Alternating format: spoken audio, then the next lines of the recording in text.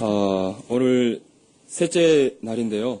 이렇게 사랑하는 주변의 친구분들이나 또 친척의 초대를 받으시고 또 이 시간에 참석하신 여러분들을 주님의 이름으로 환영하는 바입니다.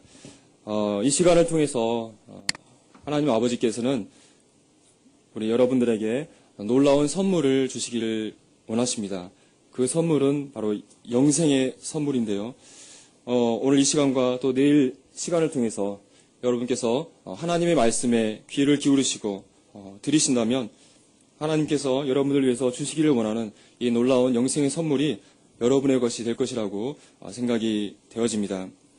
오늘 이 시간의 주제는 그 사후세계에 대한 내용이 되겠습니다.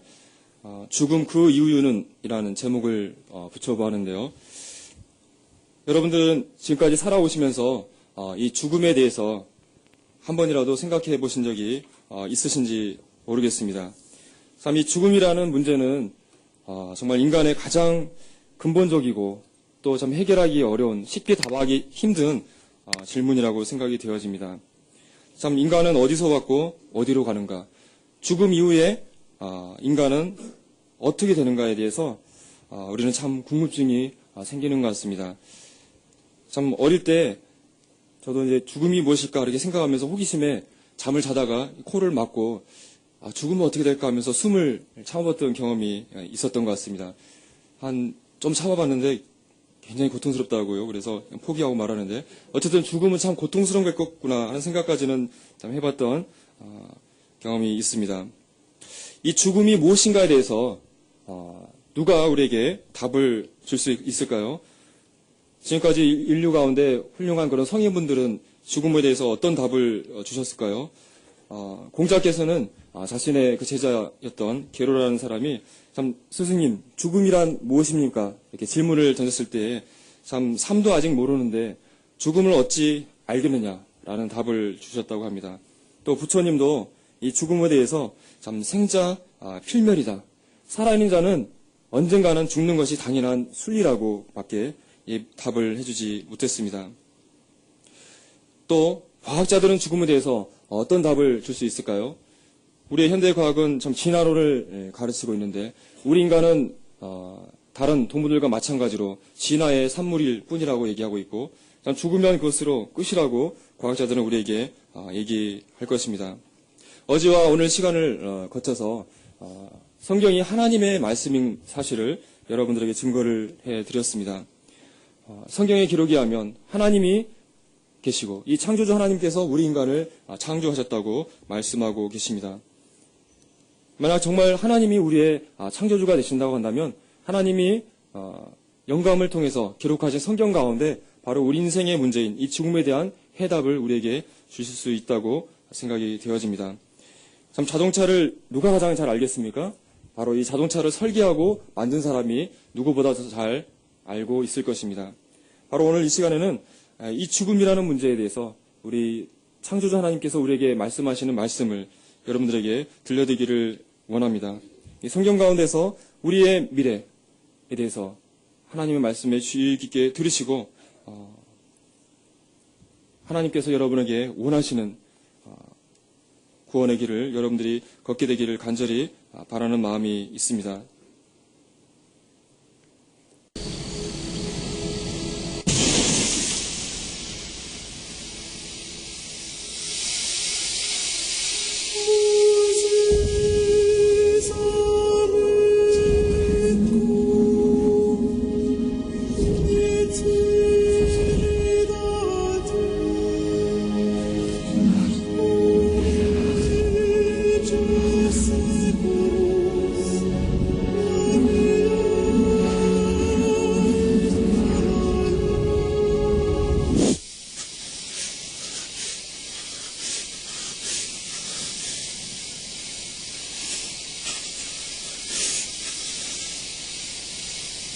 네, 이 동영상은 안전벨트를 잘 매야 된다 하는 걸 보여주는 CF가 되겠는데요.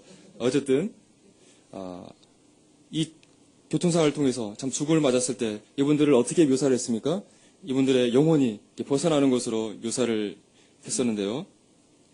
얼마 전에 7월 3일 날 인천역에서 큰 교통사고가 났었죠. 저도 얼마 전에 그 인천을 방문한 기회가 있었는데 그때 인천 대구를 한번 구경했으면 하는데 구경을 하지를 못했어요. 4년을 거쳐서 18km가 넘는 우리나라에서 가장 큰 어마어마한 다리였습니다. 그런데 이곳에서 마티스가 고장이 나가지고 그걸 안전거리를 확보하지 못한 버스가 그걸 추돌하고 10m 바닥으로 떨어지면서 이와 같은 정말 큰 사고가 났고 24명이 타고 있었는데 보니까 한 명이 더 추가되어서 13명이 사망을 한 아주 큰 사고가 났었습니다. 그분들의 그 얘기를 들어봤을 때 한 사람 한 사람마다 참 안타까운 그런 사연들이 있었습니다. 여기 보니까 경주대학교 교수의 한 가족이 5명이 타고 있었는데 이 중간에 있는 아들만 빼고 부모와 형과 또 여동생이 졸지에 함께 죽음을 향했다는 참 안타까운 소식이 있었고요. 또 가장 안타까웠던 것은 17살 난 딸이 카나다에서 유학을 준비하고 있었는데 잠깐 우리나라에 귀국을 해서 10일 정도 있다가 이제 아버지가 딸과 자기 아내를 이제 공항으로 배웅을 했는데 사고로 인해서 그 정말 눈에 넣어도 안타까운 그런 외동딸이 죽임을 당했다는 그 뉴스를 들 때 정말 참 마음이 안타까움이 참 있었습니다. 여러분들은 이와 같은 참 많은 사람들이 죽음의 소식을 지금까지 들어왔을 거라고 생각이 되어집니다. 지금까지 살아오시면서 여러분의 사랑하는 사람들이 친척이나 친구가 죽음을 맞이해서 그분들의 장례식을 찾아간 적이 있었을 거라고 생각이 되어집니다. 저도 참 저희 사랑하는 아버지와 또 주변의 친구들과 또 친척들이 참 많은 사람들의 죽음을 봐왔던 것 같은데요. 우리 여러분들도 많은 사람들의 죽음을 접하고 또 죽음의 장소에 장례식장에 가서 애도했던 경험이 있을 거라고 생각이 되어집니다. 여러분은 장례식장에 갔을 때 어떠한 생각을 해보셨습니까? 전도서의 말씀을 보니까 소장집에 가는 것이 잔치집에 가는 것보다 나으니 모든 사람의 결국이 이와 같이 됨이라. 산자가 이것에 유심하리로다. 라는 말씀을 해주셨습니다. 소장집에 가는 것이 잔치집에 가는 것보다 낫는데 왜냐하면 소산집에 갈 때 우리는 그 죽은 사람을 봄으로써 바로 모든 인생은 바로 나 자신은 언젠가는 저 사람처럼 죽음을 맞이할 것을 깨달을 수 있는 기회라는 것이죠. 다른 번역에 보니까 살아있는 사람은 누구나 죽는다는 것을 명심해야 된다라는 지혜의 말을 해주고 있습니다. 앞에서 보았던 그런 교통사고로 죽은 안타까운 그런 사람들이 많이 있었는데요. 이것이 비단 그들이 정말 운이 없어서 죽은 것이 아니라 바로 언젠가는 바로 나 자신도 여러분도 언젠가는 죽음을 맞이하는 사실을 우리는 깨달아야 한다는 것이죠. 죽음은 다른 사람의 문제가 아니라 나이 든 사람의 문제가 아니라 병든 사람의 문제가 아니라 바로 나 자신의 문제라는 것을 알아야 된다는 것입니다. 세계적으로 얼마나 많은 사람들이 죽어가는지 아십니까? 지금 쪽각짝각 시간이 가고 있는데요. 1초가 가는 동안에 이 세계 가운데 약 2명이 지금 죽음을 맞이하고 있다고 합니다. 오늘 이 시간 말씀을 나누는 1시간 동안에 6천여 명이 죽음을 맞이합니다. 오늘 하루가 지나갈 때 15만 명이 죽음을 맞이합니다. 1년이 지나면 5,600만 명이 죽음을 맞이합니다. 1년이면 거의 우리나라 인구의 숫자에 해당하는 사람들이 죽음을 맞이하고 있습니다. 이 사람들이 특별히 운이 없어서 특별히 이 사람들이 뭐 나쁜 행동을 해서 죽음을 맞이하는 것일까요? 그런 것은 아닐 것입니다. 언젠가는 우리도 이 죽음의 대열에 참여할 수밖에 없다는 것이 우리의 운명인 것입니다. 여기 젊고 건강해 보이는 미소년, 미청년의 모습이 있는데 이 청년도 시간이 지나면 점점 나이가 들고 늙어서 결국은 무덤에 묻히게 될 것입니다. 시편 기자는 이런 말씀을 했습니다. 우리의 연수가 70이요 강건하면 80이라도 그 연수의 자랑은 수고와 슬픔뿐이요 신속히 가니 우리가 날아가나이다. 우리의 인생이 70이고 길면 80이라고 얘기해주고 있습니다. 이 우리의 인생의 자랑이 수고와 슬픔뿐이라고 얘기해주고 있습니다. 그리고 이 인생이 신속히 가는데 마치 날아가는 것 같이 인생이 빨리 간다고 얘기하고 있습니다. 여러분 화살을 쐬면 그 화살이 얼마나 빠른 속도로 관역을 해서 향하여 날아갑니까? 그같이 우리의 인생도 화살이 날아가는 것 같이 신속하게 날아가는 것이죠. 저도 이제 40이 이제 넘어가고 있는데요. 참 지금 생각해보면 지금까지 살아온 시간들이 정말 한순간에 지금의 저것까지 왔다는 생각을 참 해보게 됩니다. 지금 70, 80 되신 그런 분들도 자기 인생을 돌아본다면 참 인생이 정말 쏜 화살처럼 지나갔다고 생각할 것이라고 생각됩니다. 12절에 보니까요. 우리에게 우리날 계수함을 가르치사 지혜의 마음을 얻게 해달라는 기도를 하고 있습니다. 나에게 앞으로 남아있는 인생의 날이 얼마나인지 그것을 계산해 보라는 것이죠. 그러한 사람이야말로 지혜로운 사람이라고 얘기하고 있습니다. 여러분에게 남아있는 인생의 날은 얼마나 됩니까? 저희 나라가 이 IT 강국이다 보니까요. 여러분이 고민 안 하고 인터넷에 들어가서 여러분의 나이를 치시면은 예상 수명을 알려줍니다. 통계청에 사이트에 들어가면 이렇게 나오는데요. 저희 나이를 넣어봤더니 37년 앞으로 살 것 같다는 얘기를 해줬어요. 그렇게 짧은 건 아니지만 그렇다고 긴 건 아닌 것 같아요. 하여튼 37년이 지나면 통계적으로 저는 이 속에 이렇게 해골로 누워 있을 것입니다. 37년이 지나서 저를 찾으시면 어느 무덤에 저는 뼈로서 묻혀 있을 거라고 생각이 되어집니다. 여러분의 나이를 넣어보시면 여러분의 평균 수명이 나올 것인데요. 어쨌든 간에 참 이것을 보면서 그냥 쉽게 그냥 우스갯소리로 그냥 넘어갈 수 있지만 37년 후에는 내가 죽는다. 37년 후에는 내가 이 세상에 없다 하는 생각을 해보니까 굉장히 기분이 참 묘하더라고요. 그런데 우리가 이 평균 수명대로 70에서 80 정말 죽지 않고 평균 수명까지 잘 산다고 한다면 그것도 상당히 만족스러울 거라고 생각이 되어집니다. 그런데요. 우리나라 남자의 사망률을 살펴보니까 50세 이전에 남자의 100명 중에 8명이 사망을 하고 65세가 되면 100명 중에 약 20명이 10명 중에 한 2명은 그 나이를 채우지 못하고 먼저 죽는다고 합니다. 여기 보시면 사망률을 보여주고 있는데 이제 70세가 넘어가기 시작하면 점점 많아지고 99세, 100세가 되면 100%가 되는 것이죠. 이 죽음의 문제를 우리는 참 어린 자나 나이가 많은 자나 참 똑같이 생각을 해야 되는데요. 여기 보시면 나이별로 한 해에 몇 명씩이 죽었는지 데이터가 나와 있는데 나이 드신 분이 많은 사람들이 죽지만 여기 보면 0세 아이도 해마다 1000명이 넘게 죽고 있고요. 또 10대들도 1000명이 넘게 20, 30대도 수천 명이 해마다 죽음을 맞이하고 있습니다. 어린 사람들은 교통사고나 자살 그런 걸로 많이 죽게 되고 이제 50대가 넘어가게 되면 이제 대부분이 암이나 뇌혈관 질환으로 사망을 한다고 사망 원인 통계가 나와 있습니다. 아마 여기 앉아 계신 여러분들도 만약에 여러분의 그 평균 수명을 다 채우고 가신다고 하면 우리나라 평균 3사람 가운데 1사람은 암 환자가 된다고 하는데요. 여기 앉아 계신 가운데 3사람 중에 1사람은 암 환자가 돼서 돌아가실 거고 아마 그 나머지 분들은 뇌혈관 질환으로 심장마비나 뇌졸중으로 돌아가시고 아마 이 원인 중에 한 가지 중에 돌아가실 가능성이 많다는 것이죠.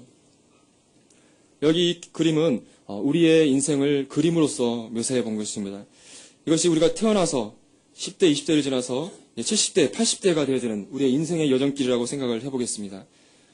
우리가 앞에 무엇이 있는지를 모르고 앞사람의 뒷골목리를 보면서 우리가 인생을 향해서 나아가고 있습니다. 그런데 여기에 무엇이 있을 것 같습니까? 이 사람이 뛰어내리고 있죠? 언젠가 우리도 인생의 마지막에 뛰어내려야 되는데요. 이 낭떠러지가 무엇입니까? 바로 죽음이란 낭떠러지죠. 언젠가는 여기에 계신 여러분들은 모두가 이 죽음이라는 낭떠러지에서 뛰어내리셔야 한다는 것입니다. 그런데 성경은 어떻게 우리에게 얘기하고 있습니까? 한 번 죽는 것은 사람에게 정하신 것이요. 그 후에는 심판이 있다고 우리에게 말씀하고 있습니다. 우리 현대과학은 진화론을 통해서 우리 인간은 하나의 동물에 불과할 뿐이다. 우리는 아무런 목적도 없이 이유도 없이 우연하게 생겨났을 뿐이고 우리는 죽음으로써 끝날 것이라고 우리에게 얘기해주고 있습니다. 하지만 성경은 우리에게 어떻게 얘기하고 있습니까? 우리가 죽는 것은 우리에게 정해진 것인데 그것으로 우리의 인생이 끝나는 것이 아니라 죽음 이후에 심판이 있다고 우리에게 말씀해주고 있는 것이죠. 러시아의 대문호 톨스토이는 이런 말을 남겼다고 합니다. 이 세상에 죽음만큼 확실한 것은 없다. 그런데 사람들은 겨우살이는 준비하면서도 죽음은 준비하지 않는다. 우리가 죽을 확률은 100%죠. 여기 앉아 계신 분들 가운데 나는 죽음을 피할 수 있어. 나는 죽지 않고 계속 살 수 있다고 확실한 방법이 있으신 분은 오늘 이 시간 말씀을 들을 필요가 없으십니다. 지금이라도 일어서셔서 집에 가서 편히 쉬시면 되겠습니다. 우리 인생은 가운데 죽음을 피할 수 있는 사람은 아무도 없는 것이죠. 죽음만큼 확실한 것은 없는 것입니다. 그런데 우리가 겨울을 맞게 되면 어떻습니까? 보일러도 고치고 창문에 바람 새는 것도 막고 하는 겨울을 잘 지내기 위해서 준비를 하는데 여러분은 이 죽음이라는 이 문제 앞에 어떠한 준비를 하고 계십니까? 죽음을 준비하는 것은 어떤 것일까요? 우리가 죽음을 준비한다고 한다면 남은 사람들을 위해서 생명보험을 듣는다거나 유서를 쓴다거나 그런 그 정도를 생각해 볼 수 있을 것 같습니다. 또 요즘에는 웰빙을 넘어서 웰다잉 시대라고 하는데요. 잘 죽는 것이 정말 행복한 것이다. 그래가지고 요즘 뉴스에 보면은 이렇게 단체로 가가지고 관 속에 몇 분간 들어가서 자기 죽음을 맞는 순간을 생각해보고 또 유서를 써보고 또 그 수의를 입어보고 이렇게 하면서 자기의 죽음을 참 지혜롭게 맞는 것이 정말 행복한 삶이라고 하면서 그것이 유행이 되고 있는 것 같습니다. 정말 죽음을 잘 준비하는 것은 무엇일까요? 제가 여러분에게 말씀드리고 싶은 것은 이러한 것입니다. 내가 죽게 되면은 어떠한 일이 일어나는가? 여기에 대한 답변을 여러분은 찾으셔야 합니다. 그리고 내가 죽게 된 이후에 사후의 세계라는 것은 존재하는 것인가? 그리고 사후 세계가 존재한다면 나는 어디에서 어떠한 모습으로 사후의 세계를 지낼 것인가? 여기에 대한 답변을 여러분이 찾는 것이 바로 참된 죽음의 준비라고 말씀을 드리겠습니다. 여러분은 이 질문에 대한 답변을 하실 수가 있으시겠습니까? 먼저 죽음이란 무엇인가에 대해서 생각해 보기를 원합니다. 죽음에 대한 의학적인 정의를 이렇게 살펴보면요. 바로 우리 생명을 유지하는 데 가장 중요한 심장이 멈추는 것이 죽음이라고 의사들은 얘기를 합니다. 최근에는 심장이 뜀에도 불구하고 뇌의 기능이 완전히 멈춘 것은 이것은 이미 죽은 걸로 판정하고 뇌가 완전히 기능을 하지 않았을 때 그것도 죽음이라고 정의를 하고 있고 이런 뇌사자들의 장기 이식을 시행하고 있는 시점이죠. 그런데 성경에서 말하는 죽음은 어떠한 것입니까? 먼저 하나님께서 어떻게 우리 인간을 창조하셨는지 창세기 2장 7절 말씀을 한번 보시겠습니다. 이 말씀 한번 같이 한번 읽어보도록 하겠습니다. 시작.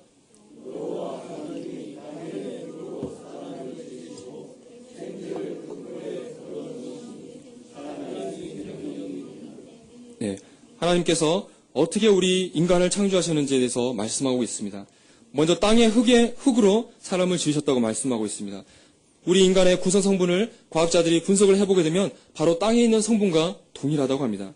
바로 이 땅의 성분을 가지고 사람의 몸, 육체를 지으셨던 것이죠. 그것으로서 인간의 완성이 되었을까요? 그것으로서 인간이 완성된 것이 아니었습니다. 하나님께서 생기를 그 코에 불어 넣으셨다고 얘기하고 있습니다. 흙으로 만들어진 육체 속에 하나님으로부터 생기가 그 코에 들어갔다고 얘기하고 있습니다. 그랬을 때 사람이 생명, 살아있는 영혼이 되었다고 얘기하고 있습니다. 이 생기가 무엇을 말하는 것이겠습니까? 우리 육체 안에 하나님으로부터 사람의 영혼이 들어가게 됐을 때 완전한 사람이 되었던 것이죠. 그래서 우리들을 사람을 살아있는 영혼이라고 부르고 있는 것이죠. 바로 우리 인간은 우리 눈에 보이는 육체만 있는 것이 아니라 하나님으로부터 온 영혼이 우리 안에 있다고 성경은 얘기해 주고 있습니다. 성경에서 말하는 죽음은 어떤 것입니까? 사람이 죽음을 맞이했을 때 어떤 일이 일어나는지 성경은 바로 우리가 죽었을 때 영혼이 우리 육체를 벗어나는 것이 죽음이라고 얘기해 주고 있습니다. 솔로몬은 전도서를 통해서 우리 인간의 죽음에 대해서 얘기를 해주고 있는데요. 인간과 짐승이 큰 차이가 없다. 다 흙으로 말미암았으므로 다 흙으로 돌아간다. 바로 우리 육체가 흙으로 왔기 때문에 짐승이나 사람이나 우리 몸은 썩어서 흙으로 돌아간다는 것이죠. 하지만 인간과 짐승의 차이가 있는데 인생의 혼은 위로 올라간다. 다른 말씀에 그 신은 그 주신 하나님께로 돌아간다. 하나님으로부터 온 그 영혼은 이 영혼을 주신 하나님 앞에 돌아간다고 말씀해 주고 있습니다. 또 욥기서에 보니까 욥은 이런 말씀을 기록하였습니다. 나의 이 가죽 이것이 썩은 후에 내가 육체 밖에서 하나님을 볼 것이다. 자기가 육체의 죽음을 맞은 후에 그걸로 없어지는 것이 아니라 이제는 그의 영혼이 육체 밖에서 하나님을 뵙게 될 것이라고 기록을 하고 있습니다. 정말 성경에서 말하고 있는 대로 영혼이 그리고 죽음 이후에 사후세계가 존재할까요? 여러분은 이 질문에 대해서 어떻게 답변하시겠습니까? 전도서 3장 11절 말씀해 보니까 하나님이 모든 것을 지으시되 때를 따라 아름답게 하셨고 또 사람에게 영혼을 사모하는 마음을 주셨느니라. 하나님께서 우리 인간을 지으셨을 때 우리 안에 영혼을 사모하는 마음을 주셨다고 기록하고 있습니다. 우리 안에는 이 영혼은 바로 영원한 존재라고 성경은 가르쳐주고 있는데요. 우리 인간은 잠재적으로 바로 영혼에 대한 개념을 가지고 있다는 것이죠. 그래서 아프리카 흑인부터 시작해서 고대의 사람, 이집트 미이라를 만들었던 이집트 왕이나 또 진시황까지 그들은 죽은 것으로 인생이 끝나는 것이 아니라 죽음 이후에 다른 세계, 사후의 세계가 존재하는 것을 우리 인간들은 느끼고 알고 있는 것이죠.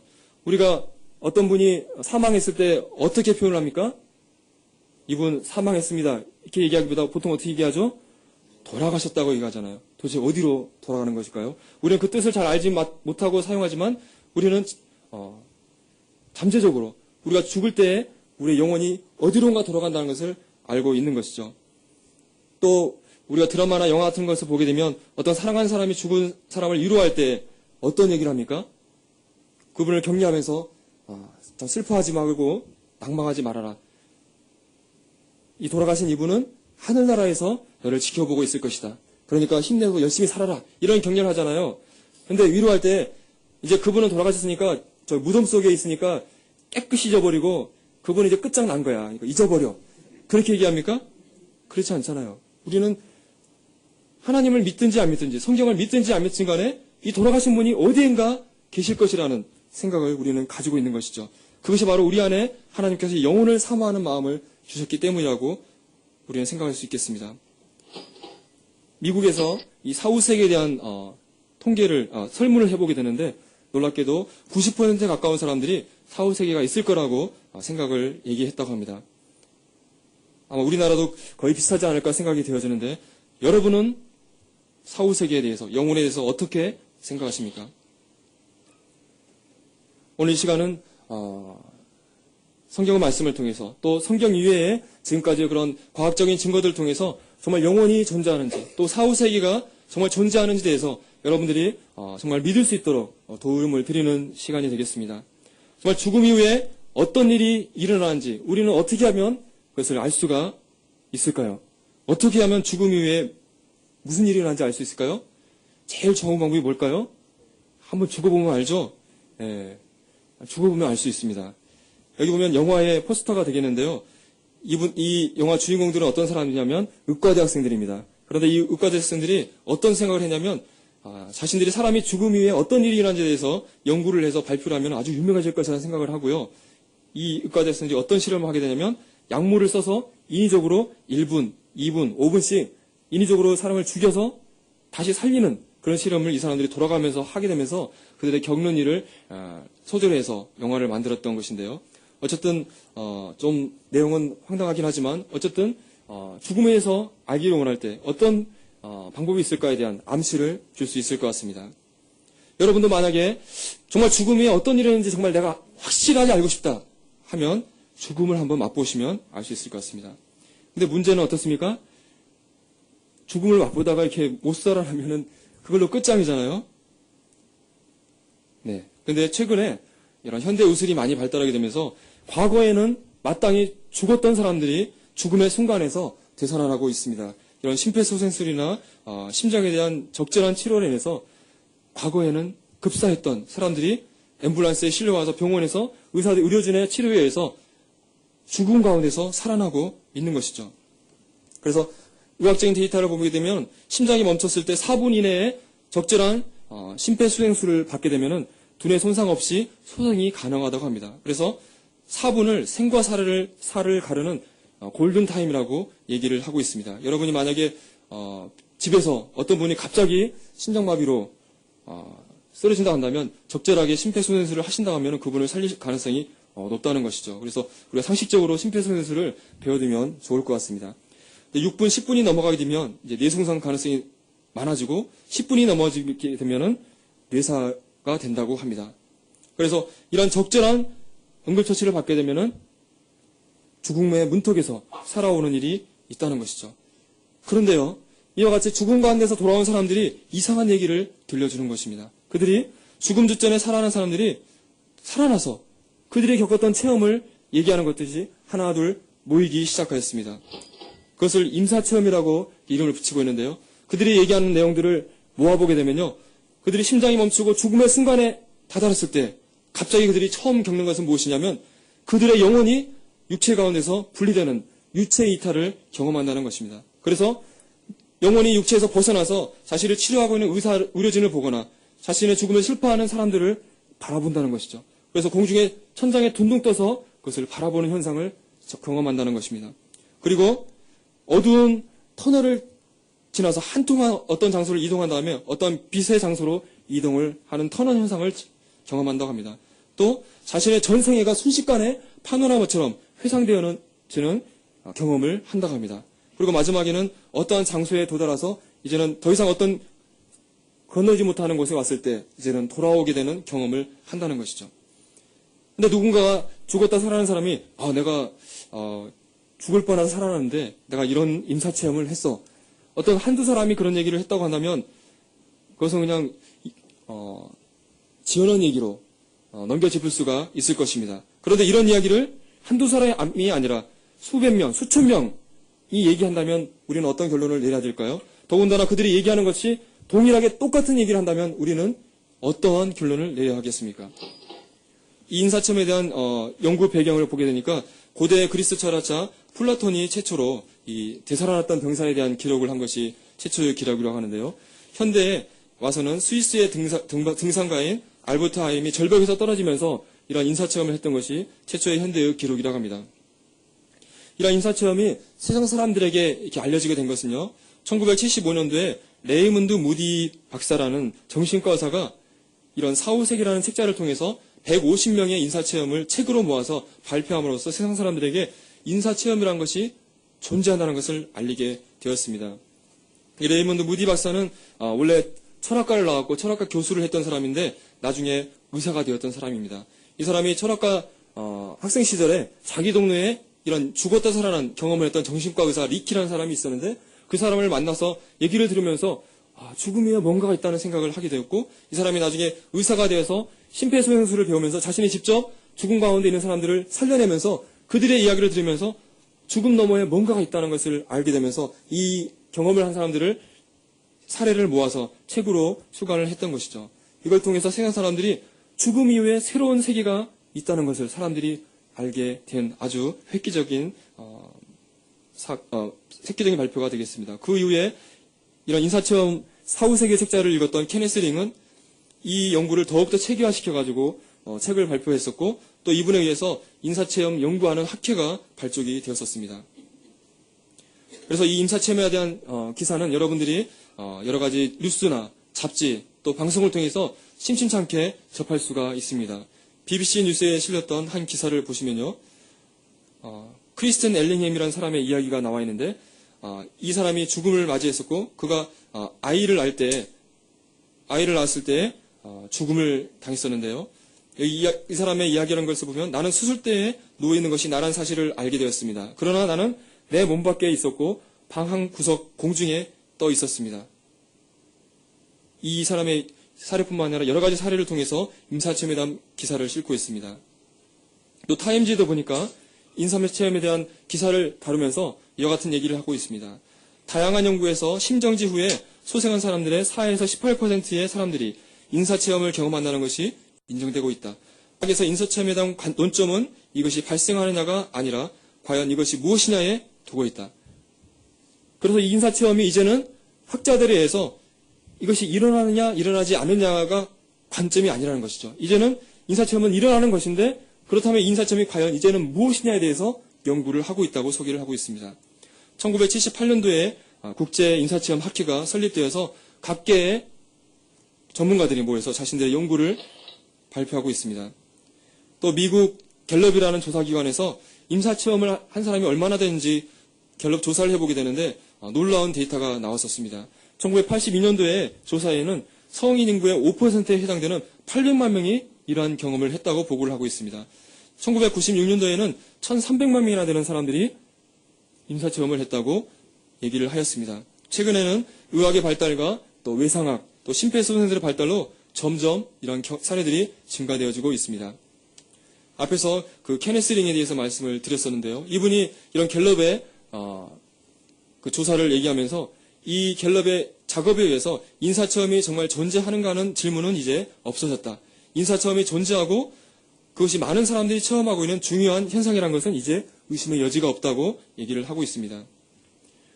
레이먼드 무디 박사의 모습이 되겠는데요. 이분이 이런 인사체험 연구에 가장 선구자적인 역할을 했던 분인데 이분이 얘기하기를 나는 전 세계에 있는 대부분의 인사체험자들을 연구자들을 만나서 그들과 생각을 나눠보았다. 대부분의 사람들이 인사체험이 사후세계를 엿본 것이라고 마음 깊은 곳에서 생각하고 있다. 지금까지 검토해왔던 현상은 내세의 명백한 증거라고 믿고 있다고 고백을 하고 있습니다. 이 레이먼드 무디 박사는 원래 외과 의사의 아들이었었는데 하나님을 믿지 않는 무신론자였다고 합니다. 하지만 이런 사후세계에 대한 연구를 통해서 하나님이 계시고 사후세계가 있다는 것을 인정하게 되었다고 합니다. 인사체험에 대한 연구가 처음에는 이런 인사체험을 경험했던 사람들의 이야기를 모으는 수준이었습니다. 그래서 인사체험을 했다는 사람의 이야기가 정말 사실인지 아닌지, 그들이 정말 죽었었는지 죽지 않았는지 그것을 검증하기가 어렵기 때문에 거기에 대한 신비성이 의문이 되었었죠. 그런데 여기에 팸 레이런즈라는 이분의 사례는 굉장히 흥미로운 사례입니다. 이분은 미국의 싱어송라이터인데요. 이분의 머릿속에 주먹만한 거대 동맥류가 머릿속에 자리 잡고 있었습니다. 그래서 이것이 만약에 출혈을 한다고 한다면 대량 출혈을 하면서 이 사람 즉사를 하는 그런 상태에 있었던 것이죠. 그래서 아주 위험한 수술을 하게 되는데 로버트 스페슬러 박사라는 분이 수술을 하게 되는데 이 동맥류를 제거하기 위해서 임상적으로 죽음에 다다른 상황 가운데서 수술을 하였습니다. 완벽한 의학 장비를 통해서 심장의 박동과 뇌파를 측정하면서 심장을 멈추게 하고 호흡을 멈추게 하고 체온을 10도로 낮추고 그리고 머릿속에 있는 혈액을 전부 빼내고 그렇게 되면서 뇌파까지 정치된 상태까지 이르렀습니다. 자, 이러한 상황은 어떻습니까? 바로 의학적인 죽음의 상태에 다다랐던 것이죠. 그래서 의학적으로 사망의 상태에서 또 환자의 눈은 가려지고 귀는 모니터 장비가 삽입돼서 소리를 들을 수가 없고 수술 부위 외에 모두 덮어진 상태에서 이 환자가 수술을 받았을 때 놀랍게도 앞에서 얘기했던 그런 유체 이탈과 빛의 터널을 경험했다고 얘기를 하고 있습니다. 이 팸 레이런즈의 사례를 들었던 이 마이클 세이븐 박사라는 분이 이분은 심장내과 의사인데요. 이분도 하나님을 믿지 않는 영혼의 존재를 믿지 않았던 분이었는데 이건 너무나 이상하다. 이 사람은 분명히 의학적으로 죽었던 순간인데 이 사람이 경험했던 것은 너무나 확실한 사실이라는 것을 인정하면서 여기에 대한 연구를 했었는데 이분은 어떤 연구를 했냐면 임사체험자들이 유체 이사를 통해서 보았다고 얘기했던 것들을 병원의 치료 기록을 통해서 객관적으로 검증하는 작업을 시행하였습니다. 그래서 76명의 인사체험을 경험했던 사람 가운데 26명이 그들이 말했던 것이 치료 기록과 일치하는 것을 확인했다고 합니다. 그들이 말했던 내용들은 어떤 내용이냐면 그 의료진들이 어떤 식으로 치료하고 있었는지 또 그때 어떤 처치를 했는지 그런 것들을 치료 기록지를 통해서 검증을 해봤다는 것이죠. 그런데 놀랍게 그들이 말했던 것이 사실이었던 것을 확인했다는 것입니다. 즉 그들이 유체이탈을 통해서 보았던 것들이 거짓이 아니라 진실이었던 것을 이분은 확인했다는 것이죠. 동영상을 한번 보시도록 하겠습니다.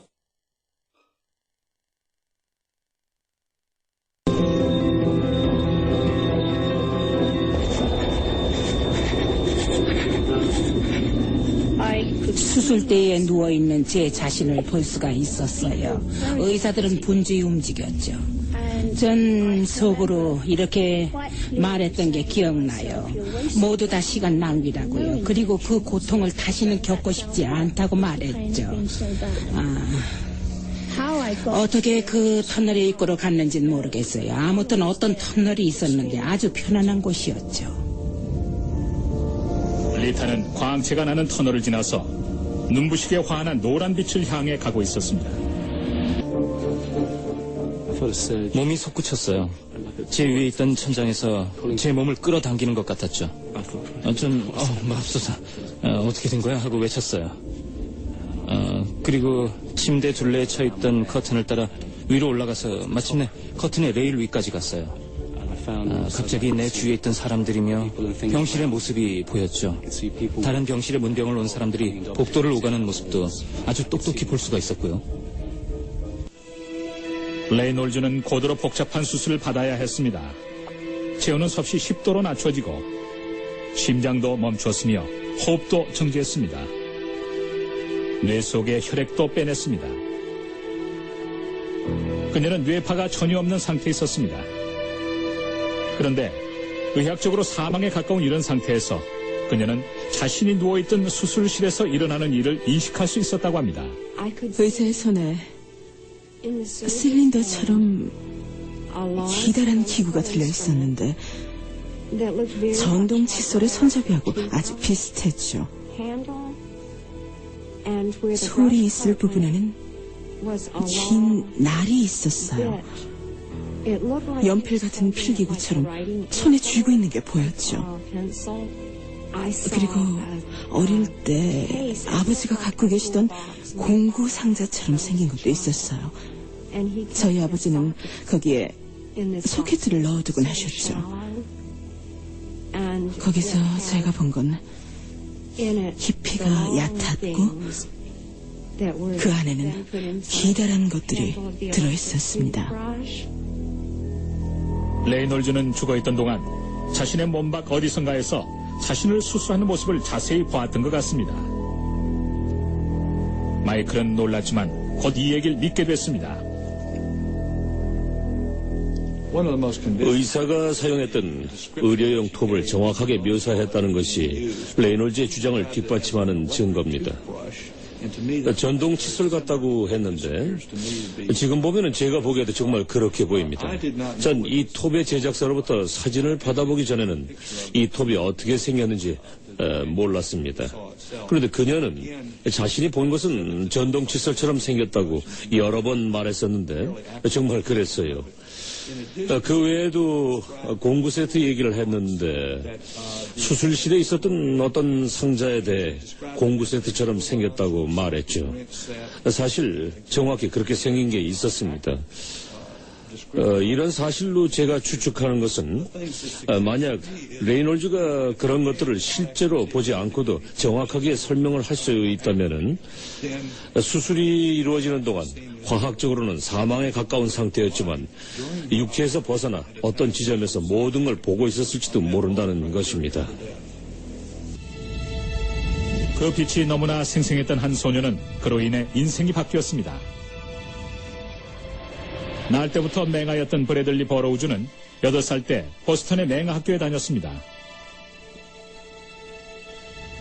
그런데 갑자기 고열이 계속됐고 브래들리는 알 수 없는 곳에 와 있는 자신을 발견했습니다.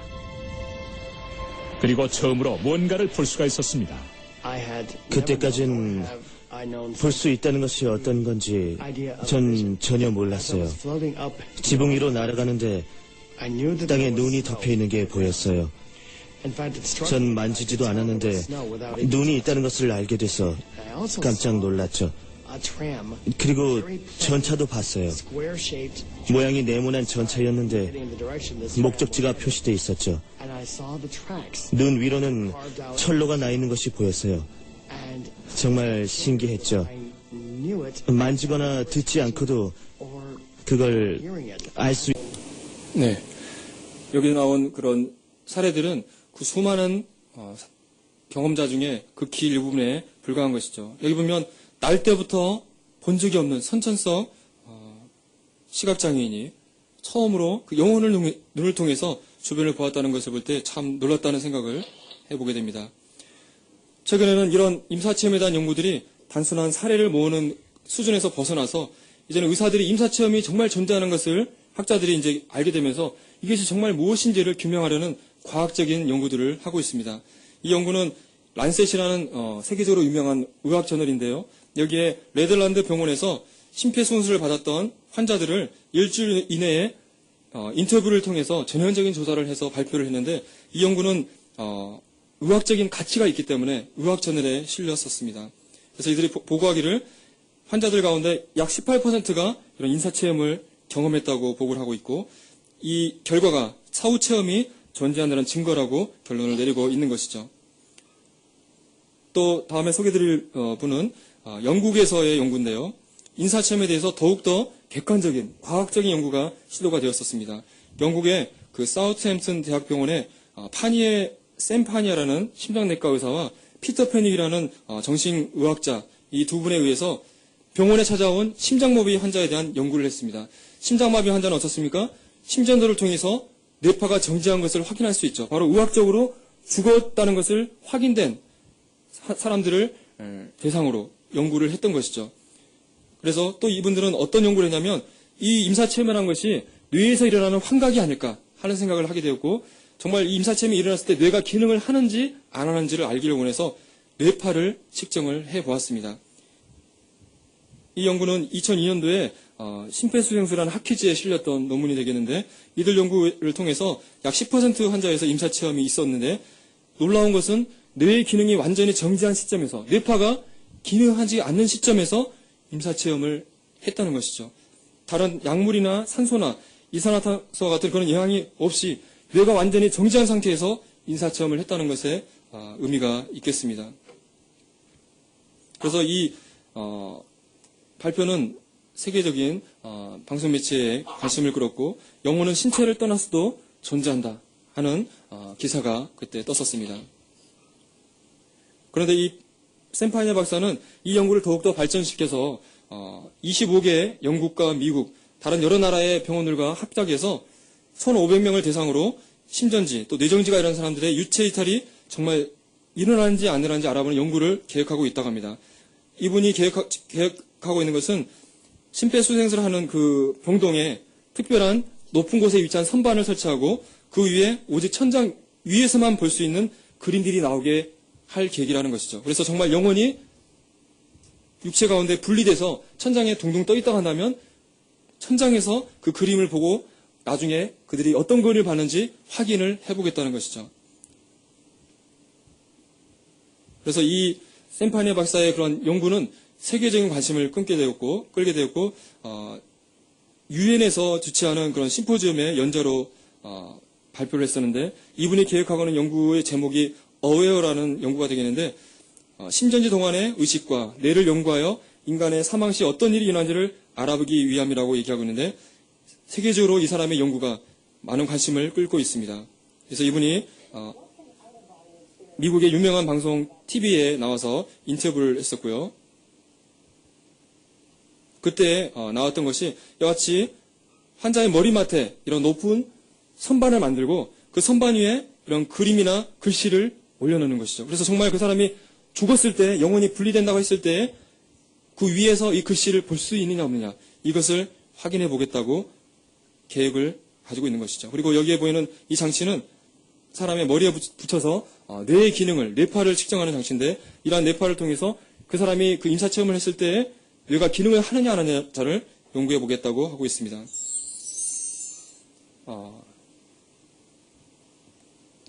아주 유명한 미국의 방송 사이트에서 방송사의 그 사이트에서 다음과 같은 질문을 하고 있습니다. 당신은 사후 세계를 믿는가? 새로운 국제적 연구 프로젝트인 이 어웨의 연구를 통해서 우리가 죽을 때 무슨 일이 일어나는지에 대한 오래된 물음에 답을 줄 것이다. 인사체험을 살아나는 많은 사람들의 보고처럼 당신은 사후 세계를 믿는가? 라는 질문을 던지고 있습니다. 이 사이트는 종교적인 사이트가 아니라 바로 일반적인 언론 매체인데도 불구하고 이 사후 세계에 대해서 긍정적으로 생각하고 이것을 당신이 믿고 있는가 하는 질문을 던지고 있습니다. 제가 임사체험에서 여러분들에게 소개를 시켜드렸는데요. 저는 임사체험이 성경에서 말하는 영혼이 존재한다는 강력한 증거라고 생각을 합니다. 여러 연구들을 통해서 약물이나 환각제, 마취제의 부작용이라는 생각을 하는 사람들이 있었는데 그러한 약물 사용이 전혀 없는 상황에서도 발생하고 있고요. 뇌산소 부족에 의한 환각이 아닐까 하는 부정적인 의견이 있었지만 뇌파가 완전히 정지된 상태에서 이것이 일어난다는 점에서 그것은 그렇지 않다는 것을 알 수가 있습니다. 또 환각이나 꿈에 불과할 것이라고 사람들이 또 생각을 했지만 그들이 관찰했던 것은 확인할 수 있는 인물이거나 물건이나 사건인 것이죠. 그것을 확인해 봤을 때 그것이 사실인 것을 우리는 알게 되었습니다. 또 나서 한 번도 본 적이 없는 사람들이 이 사건을 통해서 보는 경험을 한다는 것이죠.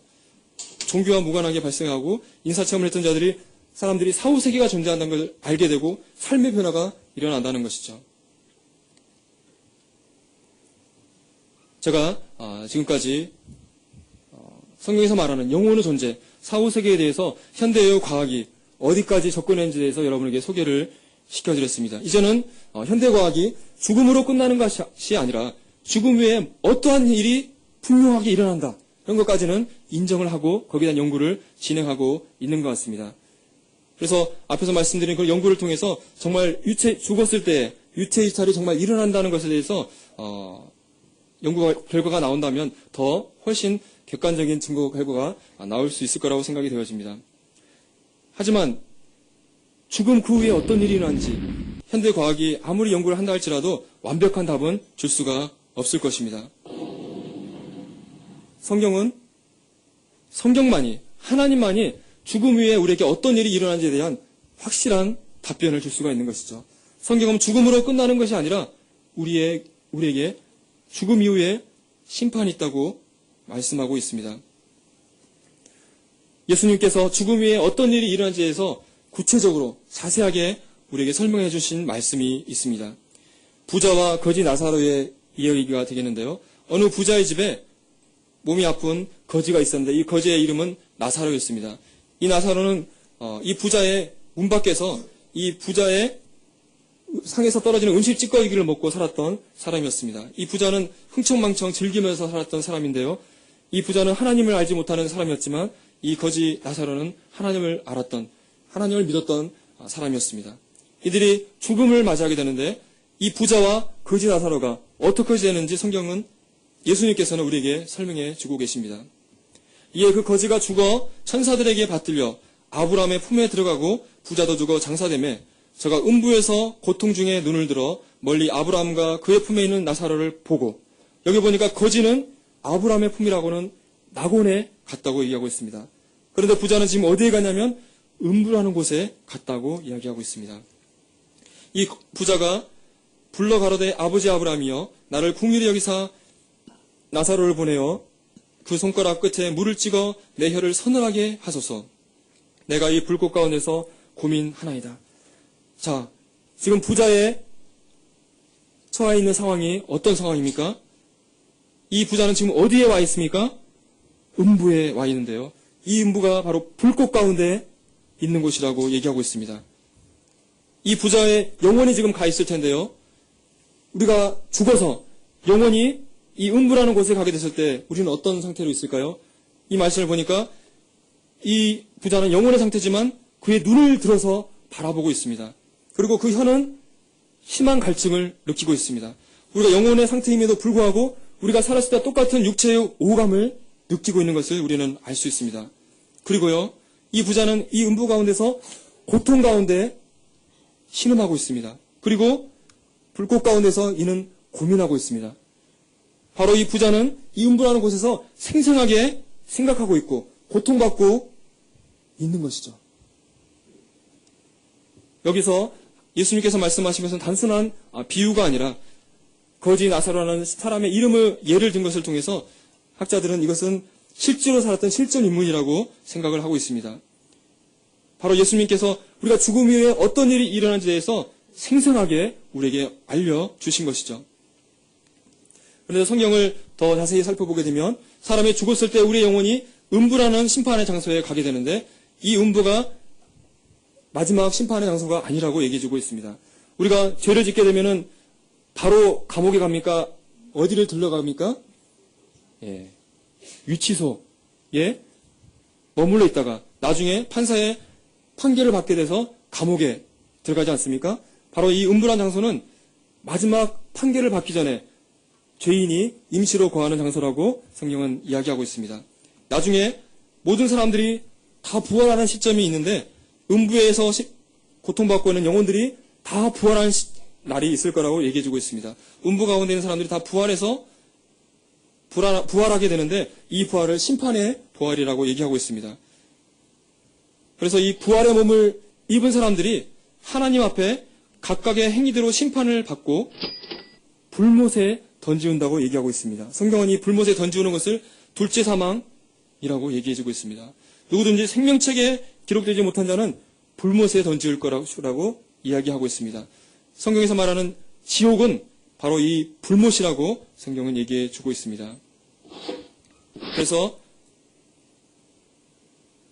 몸은 죽여도 영혼은 능히 죽이지 못하는 자들을 두려워하지 말고 오직 몸과 영혼을 능히 지옥에 멸하시는 자를 두려워하라. 여러분, 제가 이 말씀을 연구하기 전에 지옥이라는 곳은 우리의 영혼이 가서 고통받는 장소라고 알고 있었는데요. 이 말씀을 살펴보게 되면서 우리가 하나님으로부터 심판받는 장소는 단순한 우리의 영혼이 들어가서 심판받는 장소가 아니라 나중에 심판의 부활로 부활해서 부활의 몸을 입고 이 몸과 영혼이 동시에 이 지옥이라는 영원한 심판의 장소에 이 불못에 던져져서 고통받는 곳이라는 것을 깨닫게 됐을 때 이 지옥의 심판은 얼마나 고통스럽고 가면 안 되는 곳인가 하는 생각을 참 해보게 되었습니다. 예수님께서요, 이 지옥의 형벌이 얼마나 인간이 가면 안 되는 참혹한 곳인지 말씀해주고 계십니다. 만일 내 손이 너를 범죄케 하거든 찍어버리라. 불구자로 영생에 들어가는 것이 두 손을 가지고 지옥 꺼지지 않는 불에 들어가는 것보다 나으니라.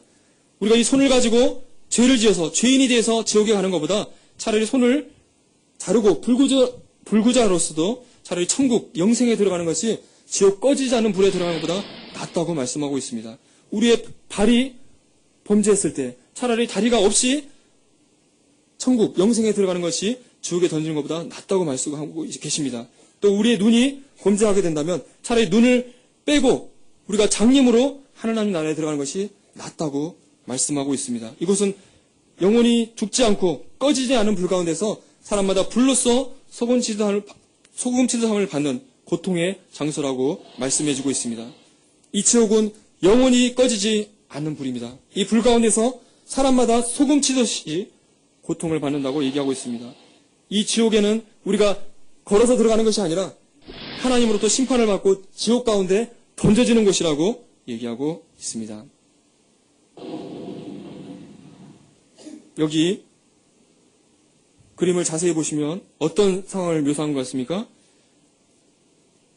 불 가운데 어떤 사람이 빠져있는 모습을 보여주고 있는데요. 지옥이란 정말 이러한 곳일 것입니다. 여러분이 만약 여러분의 몸이 그 포항에 있는 그 용광로, 거기에 몸이 정말 1cm라도 닿으면 어떤 고통을 느끼겠습니까? 상상하기 힘든 거죠. 손가락 조금만 담근다 하더라도 그 고통을 참을 수가 없을 것입니다. 하지만 우리의 온 몸이 그 불 가운데 들어가서 고통을 당한다고 생각을 해보십시오. 성경은 이 지옥 가운데서 사람마다 불로써 소금 치듯함을 받을 것이라고 말씀하고 있습니다. 이 소금 치듯함을 받는다는 뜻은 무슨 의미를 가지고 있습니까? 다른 번역본을 보니까 사람마다 소금에 절여드시지 불에 절여진다고 얘기하고 있습니다.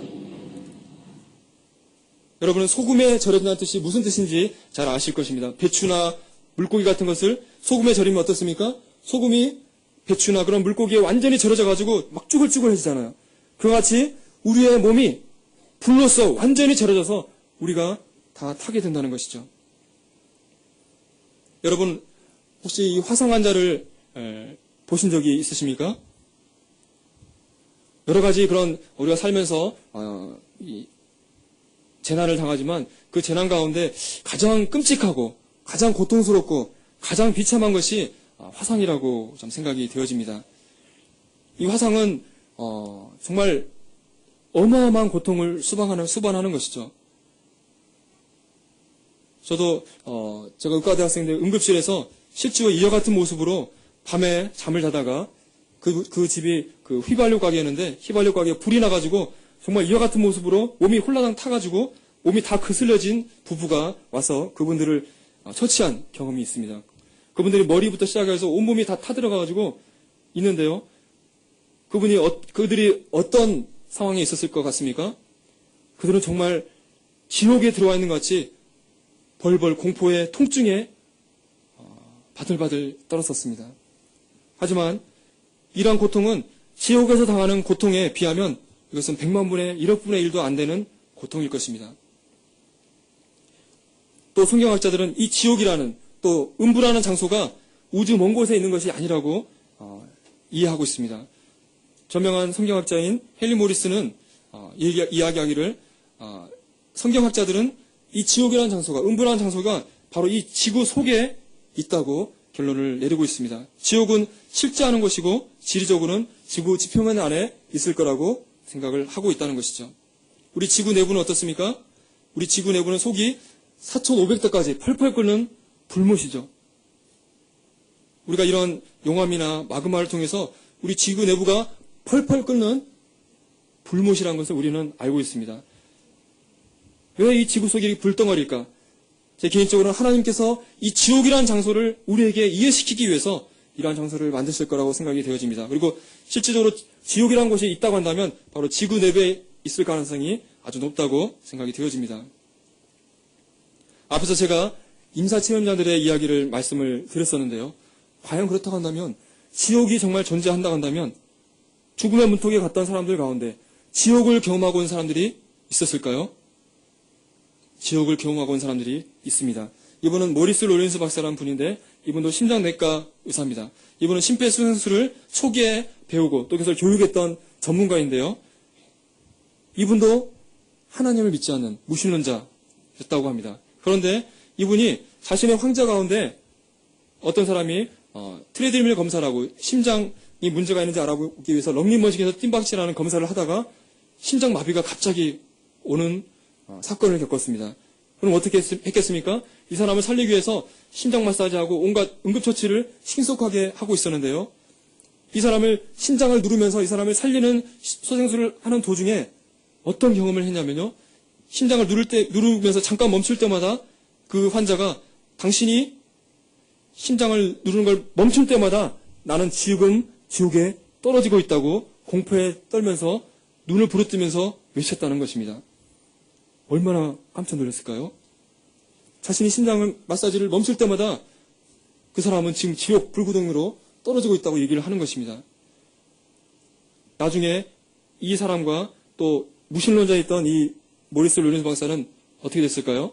둘 다 하나님을 믿는 사람들이 되어서 지옥이 정말 있다는 것을 알리는 일에 애쓰고 있습니다. 이분은 지옥을 경험한 많은 사람이 있다는 것을 책자를 통해서 소개하고 있는데요.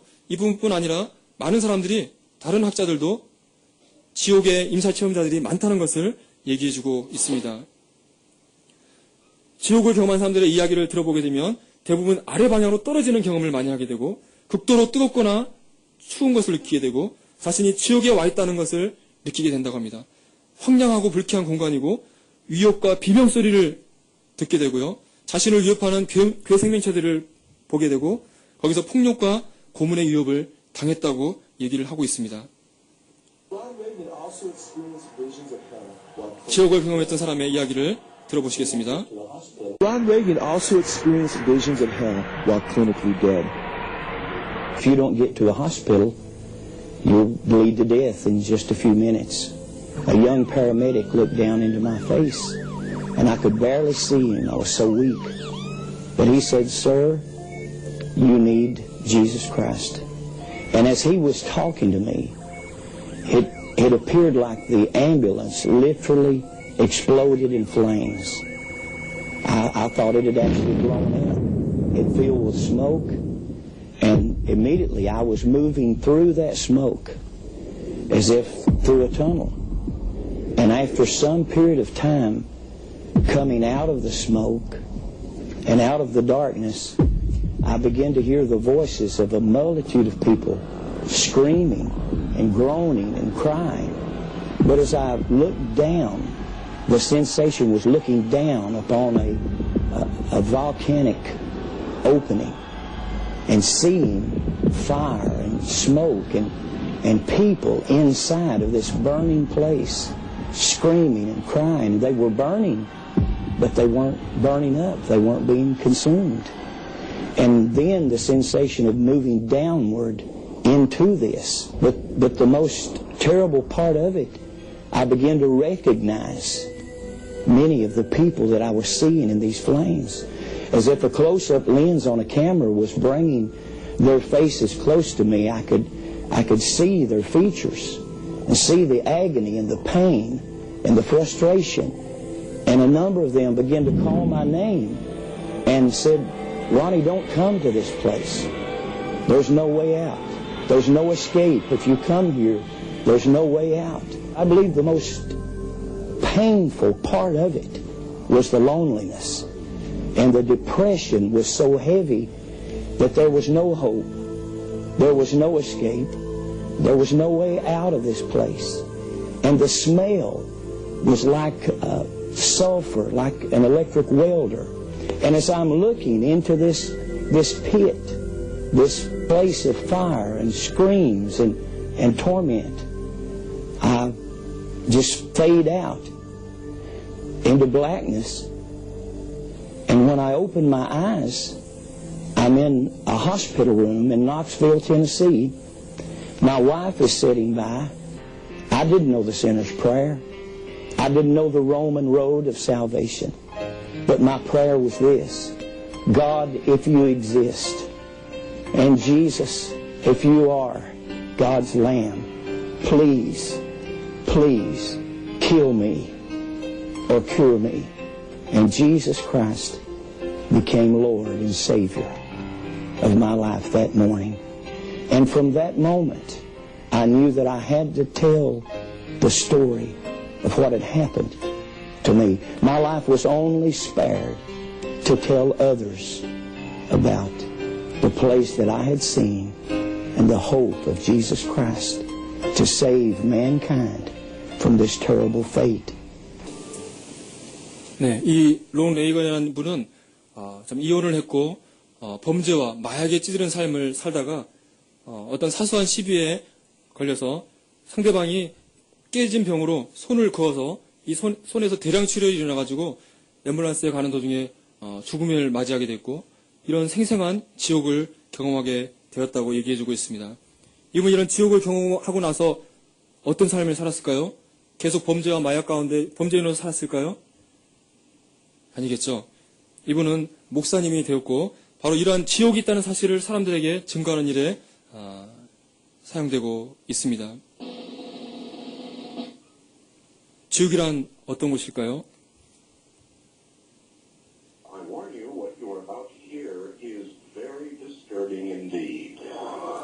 이 소리는 지옥의 소리를 직접 녹음했다고 알려지는 소리인데요. 수많은 사람들의 비명소리를 들을 수가 있는데 실제로 지옥에 가면 이런 소리가 나지 않을까 생각이 되어집니다. 지옥은 영원히 꺼지지 않는 불이라고 이야기하고 있습니다. 과거를 기억하고 후회하는 곳이고요. 심한 갈증이 있고 절망과 고통의 장소이고 좌절과 분노의 장소이며 영원한 사랑하는 사람들과 하나님과 분리되는 장소이고 하나님의 격심한 진노가 있는 것이고 피해 나올 수 없는 영원한 장소가 지옥입니다. 자, 그렇다고 한다면 왜 인간이 이런 지옥이라는 정말 상상할 수 없는 무시무시한 지옥의 심판을 받는 것일까요? 하나님께서 왜 인간을 창조하시고 인간을 이 지옥이라는 심판하는 장소에 심판을 하실까요?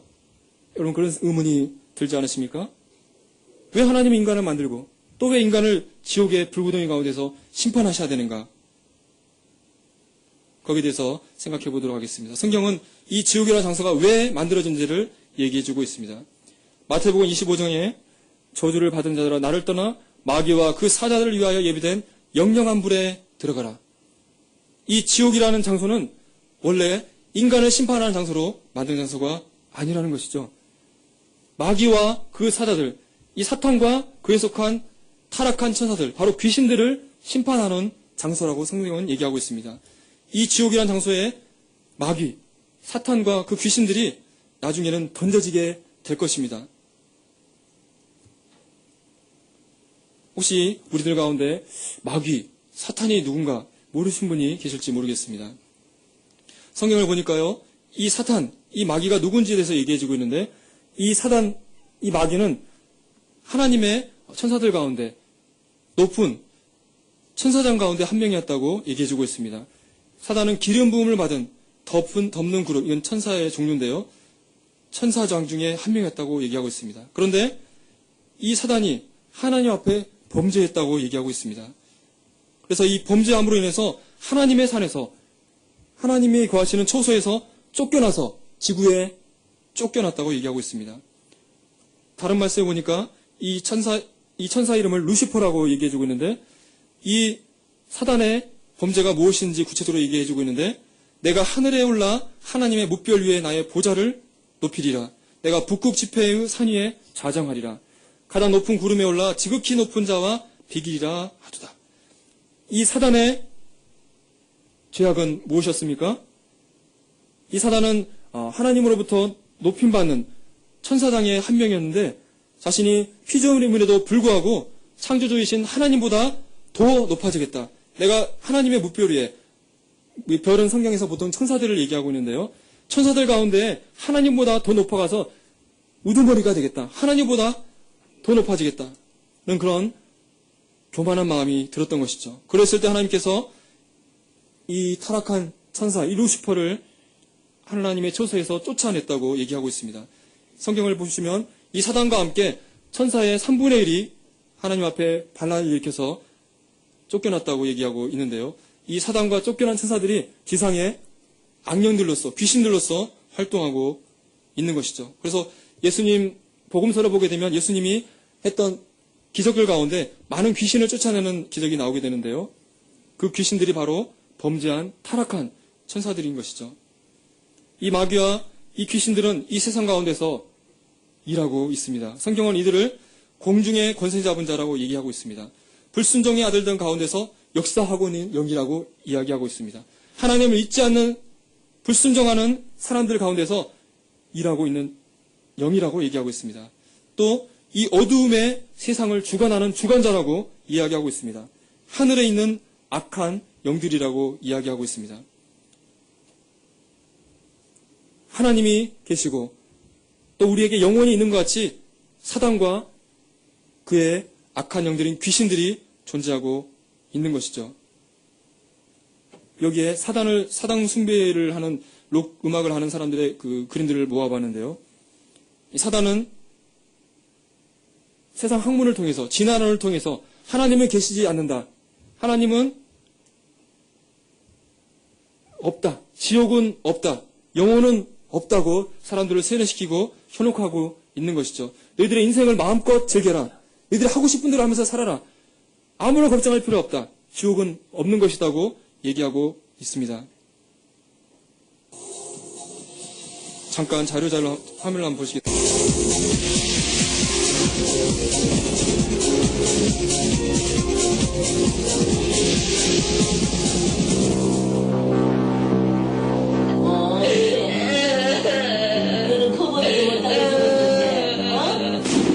이게 누구라는 거는 아는데 내가 말하고 하는 거는 내가 아닌 거예요. 우리 어머니인 거예요. 시어머니 귀신이 씌웠다고.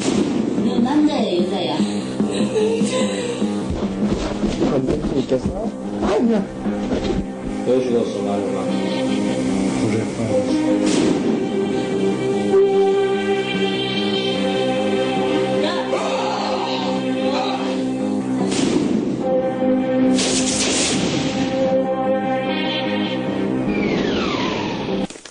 내 안에 귀신이나 어떤 존재가 들어왔다는 빙의. 여러분은 앞으로 1시간 동안 앞서 보신 화면과 같은 믿기 힘든 모습들을 많이 접하시게 될 겁니다. 많은 논란거리가 있는 이 빙의 현상에 대해서 말하고자 하는 건 사실상 지금도 많은 사람들이 이 빙의 현상으로 고통과 어려움을 겪고 있는 것이 현실이기 때문입니다. 정말 귀신이 들어온 것이냐 아니냐, 귀신이 있느냐 없느냐, 이 프로그램에서는 이런 논쟁보다는 빙의 현상 그 자체에 관한 이야기를 하려고 합니다. 어느 날부터인가 누군가가 자기 안에 들어와 있는 것 같다. 이유 없이 아파서 병원을 찾아도 그 병명조차 확인할 수가 없다. 남들은 경험하지 못하는 환청과 환각을 경험한다. 이 몇 가지가 빙의 환자들이 공통적으로 말하는 증상들입니다. 때문에 빙의를 무병이나 정신병이라고 말하는 사람도 있습니다. 그래서 병원보다는 굿판을 먼저 생각하고 빙의 현상이 나타나면 무속인이 되는 이른바 신내림을 받아야 하는 게 아닌가를 먼저 떠올리는 사람이 많습니다. 빙의 환자들이 그렇게 믿는 이유는 단 한 가지입니다. 그것은 자신의 안에 뭔가가 있다는 것, 즉 뭔가에 씌웠기 때문이라는 겁니다. 그리고 많은 사람들이 그 뭔가의 존재가 바로 귀신이나 어떤 홀령체일 거라고 말하고 있습니다. 빙의란 정말 귀신이 몸 안으로 들어와서 생긴 현상일까요? 그 정체가 정말 귀신이라면 그들은 왜 사람의 몸 안으로 들어왔을까요? 네, 이 다큐멘터리는 빙의 현상, 귀신 들림에 대해서 다루고 있는 것인데요. 예전에 영화배우 김수무 씨가 그 시어머니의 홀령에 씌인 빙의를 겪었다가 나중에 해결되었다는 그런 기사를 여러분들은 들으셨을 거라고 생각이 되어지는데요. 이 귀신들은 이런 빙의 현상을 통해서 사람들을 괴롭히고 있는 것이죠. 이 귀신들이 하는 주특기는 자신들의 본 모습을 감추는 것입니다. 주로 빙의를 현상을 했던 사람들의 들어갔던 홀령들은 죽은 자들의 홀령이라고 보통 자신들을 나타내는데요. 사람이 죽으면 귀신이 되는 겁니까? 그렇지 않죠. 사람이 죽으면 하나님 앞에 천국과 지옥으로 가게 되는데요. 이 죽은 자라고 했던 이 영들은 죽은 자의 영혼이 아니라 바로 악령들, 귀신들인 것이죠. 그들이 자신들을 죽은 자의 모습으로 가장을 해서 사람들을 현혹시키고 있는 것입니다. 또 우리 주변에는 이 귀신을 섬기고 있는 많은 사람들이 있습니다. 우리나라에 보니까 이 귀신을 섬기면서 점을 치는 무속인들이 15만 명이나 된다고 얘기를 하고 있습니다. 이분들은 공공연하게 자신들이 신을 모시고 있다고 얘기하고 있고 신의 힘을 빌어서 신통력을 발휘하고 있고 미래를 점치고 있고 병을 고치는 일들을 하고 있는 것이죠.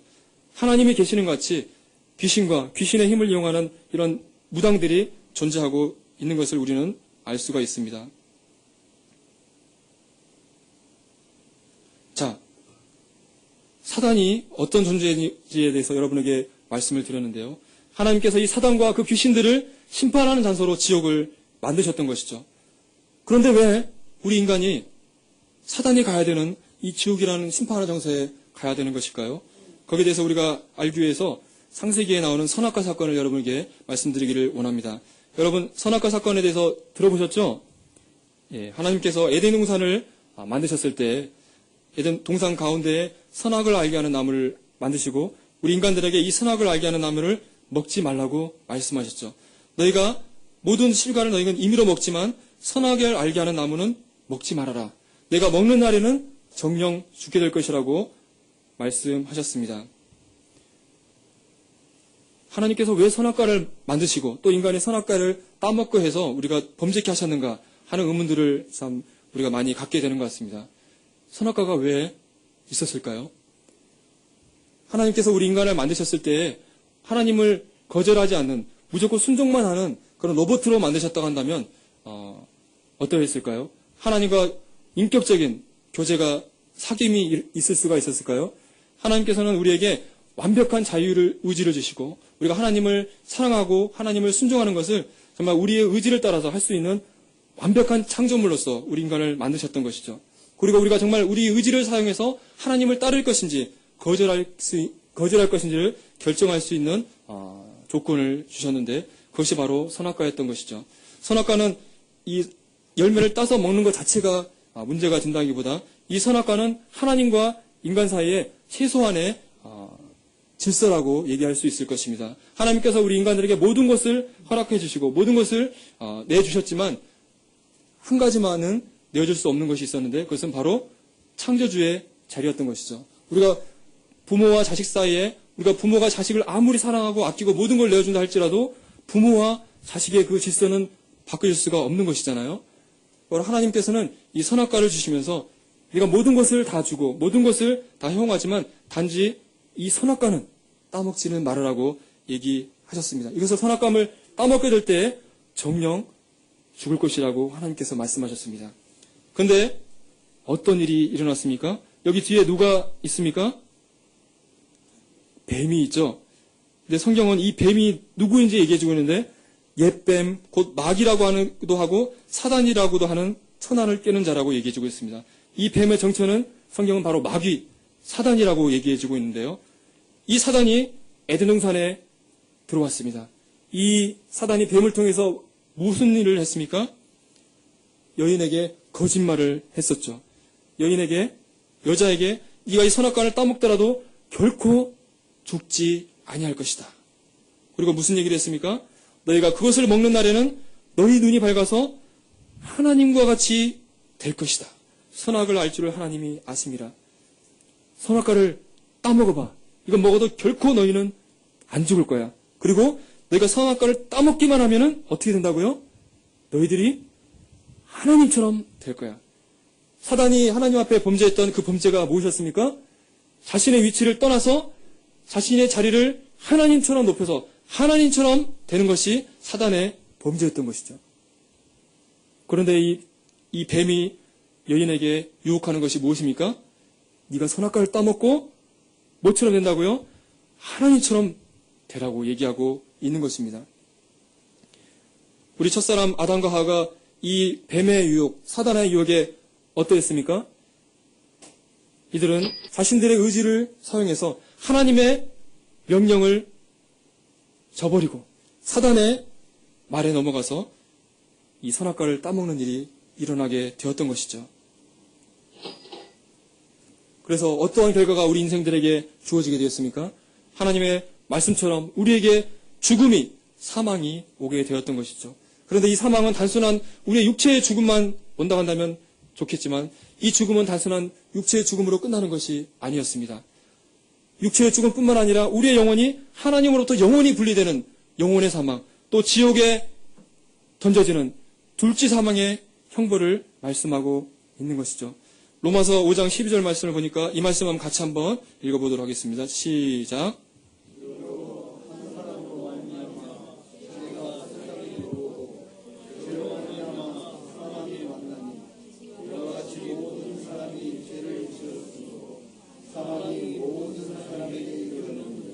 여기서 말하는 한 사람은 바로 우리 첫사람 아담을 이야기하는 것입니다. 아담과 하와가 따먹지 말라는 선악과를 따먹음으로써 바로 창조주 하나님의 그 말씀을 저버리고 사단의 말을 들음으로써 우리 인간 가운데 죄가 들어오고 이 죄로 인해서 우리는 하나님으로부터 사망의, 죽음의 형벌을 받는 자들이 되었다는 것이죠. 이와 같이 모든 사람이 죄를 지었으므로 이 아담 이래로 우리 인간은 범죄한 죄인이 되었고 우리 모든 사람은 하나님 앞에 죄를 지은 죄인들이 되었다고, 그로 인해서 우리는 하나님 앞에 사망의 형벌을 받게 됐다고 이야기하고 있습니다. 여기에 옛날 그 흑인 노예들의 모습을 보여주고 있는데요. 자, 이 노예들은 자신들이 자유롭게 할 권리가 있습니까? 없습니까? 없죠. 이 노예들의 주인은 누굽니까? 주인이죠. 주인이 하라는 대로 가고 주인이 데려가는 대로 데려가잖아요. 그렇죠? 그런데 성경은 이렇게 말씀하고 있습니다. 예수께서 대답하실 때 진실로 진실로 너에게 이르노니 죄를 범하는 자보다 무엇의 종이라고요? 죄의 종이다. 그리고요, 죄를 짓는 자는 누구에게 속했다고요? 마귀에게 속했다. 마귀는 처음부터 범죄함이라. 바로 마귀의 말을 듣고 하나님의 말씀을 어기고 죄를 지은 죄인이 된 우리 인간은 이제는 하나님의 소유가 아니라 누구에게 속했다고요? 마귀에게 속했다. 마귀의 종이 되었다고 얘기하고 있습니다. 다른 말씀에 보면 너희의 아버지는 마귀라고 얘기하고 있는 것이죠. 바로 죄를 짓고 있는 우리 인간은 이제는 마귀에게 속했고 마귀가 너희의 아버지고 마귀가 너희의 주인이라고 얘기하고 있는 것입니다. 자, 그러면 어떻습니까? 죄인의 주인인 마귀가 가는 곳이 어디입니까? 지옥이죠. 그곳에 마귀와 함께 가는 운명이 바로 되었던 것이죠. 자, 우리가 얼마나 죄인인지에 대해서 성경은 말씀하고 계십니다. 로마서 3장에 기록한 바 의인은 없나니 하나도 없으며 깨닫는 자도 없고 하나님을 찾는 자도 없고 다 치우쳐 한 가지로 무익하게 되고 선을 행하는 자는 없나니 하나도 없도다. 아담 이래로 우리 모든 인간은 하나님 앞에 모든 사람이 죄인이 되었다고 얘기하고 있습니다. 이 세상 상황 가운데 의인은 없다. 단 한 사람도 없다고 이야기하고 있습니다. 하나님께서는 여호와의 손이 짧아서 구원치 못하심도 아니요 귀가 드나여 듣지 못하심도 아니라고 말씀하고 있습니다. 오직 너희의 죄악이 너희와 너희 하나님 사이를 내었고 너희 죄가 그 얼굴을 가리워서 너희를 듣지 않으시게 함이라고 말씀하고 있습니다. 우리의 손이 비록 깨끗한 것처럼 보이지만 하나님이 우리의 손을 봤을 때에는 우리 손에 더러운 피가, 우리 손가락에는 더러운 죄악이, 우리의 입술에는 거짓이, 우리의 혀에는 악독이 가득하다고 이야기하고 있습니다. 성경은 바로 죄인된 우리를 향해서 사망, 사형 선고를 내리고 있습니다. 이 사망은 육체의 죽음뿐만 아니라 우리의 영혼의 죽음, 바로 지옥의 형벌을 말씀하고 있는 것이죠. 이 형벌은 빠져나갈 수 없는 영원한 멸망의 형벌인 것입니다. 바로 죄인된 우리가 마귀와 그의 사자들이 들어가는 영영한 불, 이 지옥의 심판을 피할 수가 없다고 성경은 얘기하고 있습니다. 그래서 성경은 우리들에게 이렇게 말씀하고 있습니다. 너희가 이 패역한 세대 가운데서 구원을 받으라. 죄인된 우리가 이 죄의 문제를 해결하지 못하고 죽음을 맞이하게 된다면 우리는 어떻게 됩니까? 이 죄의 문제를 해결하지 못하면 우리는 여전히 죄의 종으로서, 마귀의 종으로서 마귀가 가야 되는 지옥에 던져지게 되는 것입니다. 여러분, 지옥까지 거리가 몇 분 거리일 것 같습니까? 우리가 미국 가면은 뭐 1시간, 한 10시간 정도 걸리잖아요? 지옥까지 몇 분이면 갈 수 있을 것 같습니까? 난센스 퀴즈 같은데요. 제가 생각했을 때 지옥까지 거리는 4분밖에 안 되는 것 같습니다. 심장이 4분을 멈추게 되면 우린 죽음을 맞게 되고 바로 즉시로 지옥의 불구덩이 속에 떨어지는 것이죠. 우리는 지금 사형, 형벌을 받은 사형을 받고 죽음을 기다리고 있는 죄인과 같은 것이죠. 그래서 우리는 이 사망의 형벌 가운데서 구원을 받아야만 하는 것입니다. 여기 어떤 사람이 늪 가운데 빠져서 죽어가고 있습니다. 이 죽어가는 사람에게 무엇이 필요하겠습니까? 누군가 이 사람을 건져야 될 구원자가 필요한 것이죠. 우리가 구원받기 위해서는 무엇을 해결해야 되겠습니까? 우리가 이런 사망의 심판, 지옥의 심판을 받는 이유가 무엇이라고 말씀드렸습니까? 바로 우리의 죄 때문이라고 말씀드렸습니다. 죄로 인해서 우리가 하나님의 심판을 받을 수밖에 없고 그로 인해서 우리가 지옥의 멸망의 형벌을 받는다고 성경은 얘기하고 있습니다. 그렇다면 과연 우리가 구원받기 위해서 어떠한 문제가 해결돼야 하겠습니까? 바로 죄의 문제가 해결이 돼야 되는 것이죠. 바로 죄의 문제가 해결되는 것이 바로 우리는 구원이라고 할 수 있을 것입니다. 우리가 구원받는다는 것은 바로 천국에, 바로 영생을 얻는 것이라고 성경은 이야기하고 있습니다.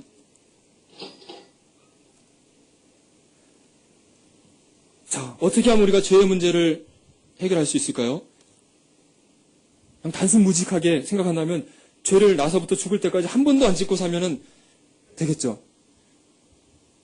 죄를 막 눈곱만치도 안 짓고 죽을 때까지 산다고 한다면 아마 천국에 갈 가능성도 있지 않을까 하는 생각을 해봅니다. 여기에 십계명이 기록된 돌판을 묘사한 그림이 있는데요.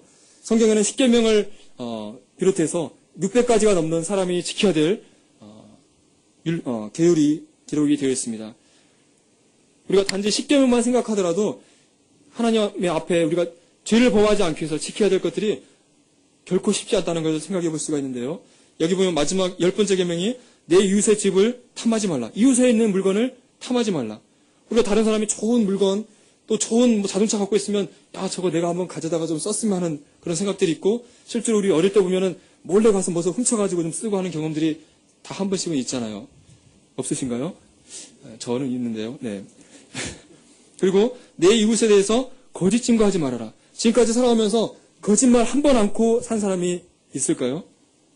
또 내 부모를 공경하라. 우리가 부모님을 말씀을 어기고 슬프게 하고 말을 거역한 적이 얼마나 많습니까? 그런데 여기 보니까 살인하지 말라, 가늠하지 말라. 이 계명을 봤을 때, 이거 정도는 내가 할 수 있겠다. 아직까지 살인한 적이 없고, 가늠도 한 적이 없고, 그래서 이 계명들은 참 지킬 수 있을 것 같다는 생각을 해봅니다. 혹시 여러분 가운데 살인 한번 해보신 분 있으세요? 네, 없으시죠? 네. 그런데요, 어제 김종만 행자님께서 말씀하셨는데요. 예수님께서는요, 이 살인하지 말라는 이 말씀을 우리에게 설명해 주시기를 형제에게 대해서 노하는 자마다, 형제에 대해서 바보라고 하는 사람마다, 또 미련한 놈이라고 하는 사람마다 지옥불에 들어간다고 얘기하는 것입니다. 우리가 사람을 칼을 들어서 죽이지 않는다 할지라도 우리 마음 가운데 그 사람을 죽이고 싶은 분노하는 마음만 드는 것도 바로 살인죄와 같다고 말씀하고 있는 것이죠. 또 가늠하지 말라는 말씀이 있었는데 여자를 보고 음욕을 품는 것만으로도 이미 마음에 가늠했다고 성경은 얘기하고 있습니다. 자, 그렇다고 한다면 이런 기준에 비춰본다고 한다면 우리 가운데 누가 하나님 앞에 죄 없다고 할 사람이 있을까요? 그런데요, 성경은요, 하나님께서 이런 율법을 주신 목적이 우리가 이 율법을 보고 하나에서 열까지 일일이 지켜서 죄를 짓지 말라고 주신 것이 아니라고 말씀하고 있습니다. 그러므로 율법의 행위로 그의 앞에 의롭다 하심을 얻을 육체가 없나니 율법으로는 죄를 깨달음이라. 하나님께서 이러한 십계명과 율법을 주신 목적은 바로 우리들이 하나님 앞에 죄인이라는 사실을 깨닫게 하기 위해서 주셨다고 말씀하고 있습니다. 이 율법을 주심으로써 내가 하나님 앞에 이러이러한 정말 죄인이고 하나님 앞에 심판을 받을 수밖에 없는 자구나 라는 사실을 깨닫게 하기 위함이라는 것이죠. 우리가 정말 죄를 짓지 않기 위해서 율법을 십계명을 지키면서 열심히 노력해보지만 이게 쉽지가 않는 것이죠. 그래서 오라 나는 공고한 사람이로다. 이 사망의 몸에서 누가 나를 건져내랴 하는 탄식이 우리 가운데 있는 것입니다. 우리에게는 누가 필요해야 합니까? 우리의 죄로부터 우리를 건져주실 구원자가 필요한 것이죠. 그런데 놀랍게도 하나님께서는 우리를 이 죄의 문제로부터, 이 지옥의 형벌로부터 건져주실 놀라운 구원자를 우리에게 보내주셨습니다. 그분이 누구십니까? 그분이 바로 2000년 전에 오셨던 하나님의 아들 예수 그리스도십니다. 그분의 이름은 이런 뜻을 가지고 있습니다. 자기 백성을 저의 죄에서 구원할 자라는 뜻을 가지고 있습니다. 예수라는 이름은 구원자라는 이름의 뜻을 가지고 있는데요. 어디서부터 우리를 구원하느냐? 바로 우리의 죄로부터 우리를 구원하실 분이라는 이름을 가지고 계십니다. 예수님께서 우리의 죄를 어떻게 사해 주셨습니까? 이 문제는 내일 자세하게 또 풀어서 설명이 될 건데요. 성경은 죄를 사하기 위해서는 죄값은 뭐라고 말씀드렸습니까? 죄값은 사망이라고 말씀을 드렸습니다. 죄를 지은 자는 하나님 앞에 죽임을 당해야 됩니다. 그런데요, 하나님께서 놀랍게도 우리에게 이 죄의 문제를 해결할 방법을 주셨는데 죄로 인해서 이 사람이 하나님 앞에 죽임을 당해야 되는데 이 사람 대신에 다른 대상이 죽임을 당했습니다. 여기 무엇이 있습니까? 한 마리 어린 양이 있는데요. 이 사람이 죽는 대신에 이 사람의 죄를 대신해서 대신 죄를 사하기 위해서 죽은 희생 제물이 있는데 한 마리 어린 양이 죽임을 당했습니다. 이 피가 하나님 앞에 대신 흘려졌을 때 하나님께서 죄를 사해 주실 때겠다고 말씀하셨습니다. 이것을 어려운 말로 대속이라고 얘기하고 있는데 죄를 대신 속한다. 바로 하나님께서는 우리가 죄로 인해서 하나님 앞에 죽임을 당해야 되는데 우리 대신에, 나 대신에 죄에 대한 형벌을 다른 대상이 받게 해주셨습니다. 구약에서는 이런 양과 같은 소나 염소 같은 짐승의 제사를 지내게 하셨는데요.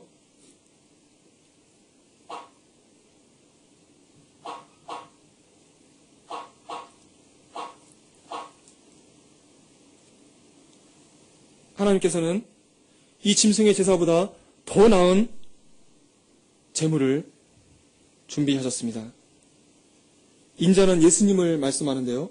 인자의 온 것은 섬김을 받으려 함이 아니라 도리어 섬기려 하고 자기 목숨을 많은 사람의 대속물로 주려 함이니라. 2000년 전에 오셨던 예수 그리스도는 이 땅에 모든 사람의 우리들의 죄를 대신 사하기에 오셨던 하나님의 대속 제물이시라고 말씀해 주고 있습니다. 죄로 인해서 우리가 죽임을 당해야 되는데 하나님의 어린 양이 대신 죽임을 당하는 것이죠.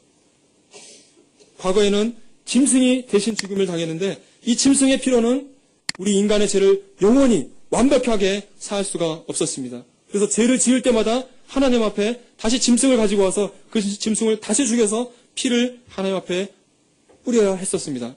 그런데요, 하나님께서 우리들의 죄를 단 한 번에 영원한 효력이 있는 희생 제사를 계획하셨는데 그것은 어떠한 짐승보다 또 어떠한 사람보다 더 가치 있는 바로 하나님 자신이신 하나님의 아들이신 예수 그리스도를 이 땅에 사람의 몸으로 오게 하시고 그 예수 그리스도가 이 땅에서 십자가에서 피를 흘리심으로 죽어주심으로써 하나님의 아들의 피가 이 땅에 흘려지게 하시고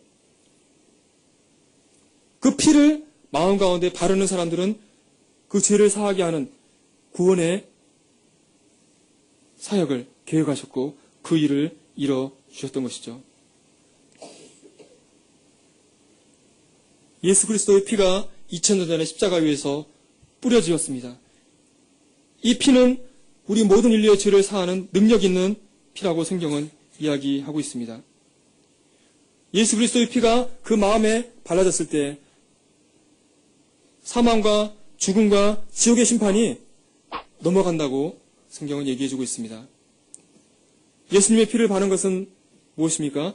성경은 영접하는 자, 곧 그 이름을 믿는 자들에게는 하나님의 자녀가 되는 권세를 주셨다고 말씀하고 있습니다. 바로 예수님이 하나님의 아들이시고 예수님이 하나님의 대속제물로서 이 땅에 오셨고 우리들의 죄를 위해서 죽어준 사실을 믿는 사람에게는 하나님의 자녀가 되는 권세를 주셨다고 말씀하고 있습니다. 하나님 아버지께서는 아들을 보고 믿는 자마다 영생을 얻기를 원하신다고 말씀해주고 있습니다. 예수 그리스도를 보고 믿는 자마다 영생을 얻게 되는데 이 영생을 얻는 사람들은 영원히 멸망하지 않을 것이라고 말씀해주고 있습니다. 예수 그리스도를 믿는 자에게는 영원한 생명이 있지만 예수 그리스도를 믿지 않는 자들에게는 하나님의 진노가 머물 것이라고 말씀하고 있습니다.